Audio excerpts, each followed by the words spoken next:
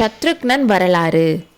பாபக்னி நதிக்கரையில் பல்லவ சைன்யத்தோட பாசறையில் ரிஷபக்கொடி கம்பீரமாக பறந்துட்டு இருந்த ஒரு கூடாரத்துக்குள்ள மகேந்திர சக்கரவர்த்தி இருந்தார். அவருக்கு முன்னால் சக்கரவர்த்தியோட அந்தரங்க ஒற்றன் சத்ருக்னன் நின்றுட்டு இருந்தான். அவனை பார்த்தாலே ரொம்ப தூரம் பிரயாணம் பண்ணிட்டு வந்த மாதிரி உடம்பெல்லாம் ரொம்ப வேர்த்து போய் நின்றுட்டு இருந்தான். 8 மாதத்துக்கு முன்னாடி அவனை பார்த்ததுக்கு இப்போ அடையாளம் கண்டுபிடிக்காத அளவுக்கு ரொம்பவே மெலிஞ்சு போயிருந்தான். சக்கரவர்த்தி கூட நல்லா உத்து பார்த்து யாரு சத்ருகனான்னு கேட்டாரு. ஆமாம் அரசேன்னு சொன்னான். 8 மாதத்துக்கு முன்னாடி உன்கிட்ட ஏதோ முக்கியமான விஷயத்த ஒப்படைச்சிட்டு வந்ததா ஞாபகம், என்னன்னு ஞாபகம் இருக்கான்னு சக்கரவர்த்தி கேட்டாரு.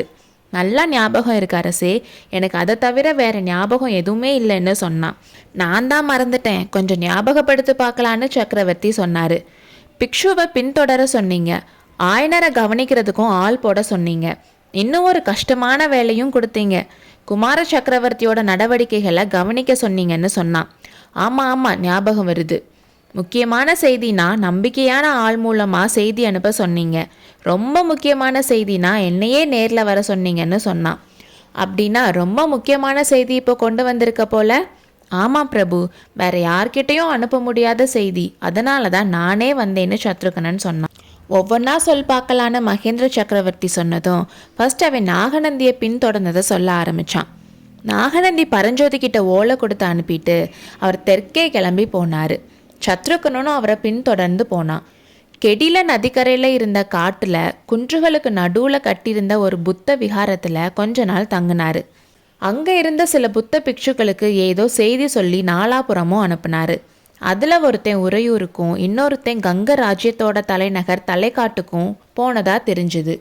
மறுபடியும் நாகநந்தி தெற்கு பக்கமாக நாகப்பட்டினத்துக்கு போனார். அங்கே இருந்து மதுரை போனார். மதுரைக்கு நாகநந்தியும் சத்ருகனும் போன டைமில் மாரவர்ம பாண்டியனுக்கு உடம்பு ரொம்ப முடியாமல் இன்னைக்கோ நாளைக்கோன்னு இருந்தான். அவனுக்கு அடுத்து பட்டத்துக்கு வர வேண்டிய அவன் மகனோட கட்டளைனால வெளியூர்லேருந்து வந்தவங்க எல்லாரையும் சிறையில் போட்டாங்க. நாகநந்தியும் சத்ருகனும் ஒரே சிறையில் இருந்தாங்க. அப்போ நாகநந்தி கூட ஃப்ரெண்ட் ஆகிட்டான் சத்ருகனன். இவங்க சிறையில் இருக்கப்பவே மாரவர்மன் இருந்து சடையவர்மன் ஆட்சிக்கு வந்துட்டான். அதுக்கப்புறம் இவங்களையும் விடுதலை செஞ்சுட்டாங்க. நாகநந்தி புதிய அரசனான சடையவர்மனை பார்த்து கொஞ்ச நாள் ஏதோ பேச்சுவார்த்தையில் இருந்தார். இதுக்கு நடுவில் மாமல்லருக்கு பெண் கொடுக்குற விஷயமா காஞ்சிக்கு போன தூதர்கள் திரும்ப வந்தாங்க. மறுபடியும் கொஞ்ச நாள் நாகநந்தியும் சடையவர்மனும் பேசிக்கிறாங்க. பேச்சுவார்த்தை முடிஞ்சதும் சடையவர்மன் நாடு முழுக்க படை திரட்ட சொல்லி கட்டளை போடுறான். நாகநந்தி அதுக்கப்புறம் மதுரையிலிருந்து கிளம்பி இப்போ வடக்கு திசையில் போகிறாங்க. சத்ருகனன் அவரு கூட கிளம்பினான். போகிற வழியில எல்லாம் புத்த பிக்ஷு ஏதோ ஒரு பெரிய சிந்தனையில் இருந்த மாதிரி எதையோ யோசிச்சுக்கிட்டே வந்தார். மறுபடியும் கெடில நதிக்கரையில் இருந்த புத்த விகாரத்துக்கு வந்து சேர்ந்தாங்க. சத்ருகனனுக்கு தான் ஒற்றன்னு பிக்ஷு கண்டுபிடிச்சிட்டாருன்னு சந்தேகம் வந்துச்சு. நம்ம காஞ்சியில் நாகநந்தி கூட பார்த்த இன்னொரு பிக்ஷுவும் இங்கே இருந்தான். அந்த பிக்ஷு சத்ருகனனை ஒரு மாதிரி பார்த்ததுலேருந்து சந்தேகம் கன்ஃபார்ம் ஆயிடுச்சு சத்ருகனனுக்கு. அதனால் அன்னைக்கு நைட்டு அந்த பிக்ஷு சத்ருகனனுக்கு கொடுத்த சாப்பாட்டை உடனே சாப்பிடாம ஆற்றுல கொஞ்சம் போட்டு பார்த்தான். அதை சாப்பிட்ட மீன்கள் எல்லாம் செத்து மேலே மிதந்துச்சு. அன்னைக்கு ராத்திரி பிக்ஷுக்களுக்கு தெரியாமல் அந்த காட்டையும் குன்றுகளையும் சுற்றி பார்த்தான். அப்போது குன்றுகளில் குடைஞ்சிருந்த ரகசியமான குகைகளுக்குள்ள பல வகையான போர்க்கருவிகள் இருக்கிறத பார்த்தான். குன்றுகளை சுற்றி வந்தப்போ ஒரு இடத்துல இதயமே நின்று போகிற அளவுக்கு பயங்கரமான சீரல் சத்தத்தை கேட்டான். 1000 நாகப்பாம்புகள் சேர்ந்து சீர்ற மாதிரி இருந்த சத்தம் எங்கே இருந்து வருதுன்னு அவன் எவ்வளவோ கண்டுபிடிக்க முயற்சி பண்ணியும் கண்டுபிடிக்க முடியலை. அடுத்த நாள் பிக்ஷு காலையிலேயே விகாரத்தில் இருந்து கிளம்பி கடல் மாதிரி கொந்தளிச்சிட்டு இருந்த திருப்பார்கடல்ன்ற ஏரிக்கரை வழியாக வடக்கு திசையில் போனார். சத்ருக்னனும் அவருக்கு தெரியாமல் அவர் பின்னாடியே போனான். கடைசியாக நாகநந்தி ஆயனர் வீட்டுக்கு வந்து சேர்ந்தார்.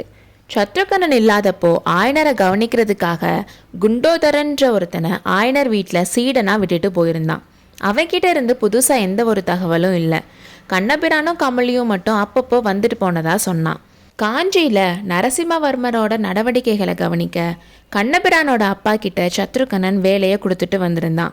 மாமல்லர் சக்கரவர்த்தியோட கட்டளையை மீறாமல் கோட்டைக்குள்ளேயே இருந்தார்னு தெரிஞ்சுது.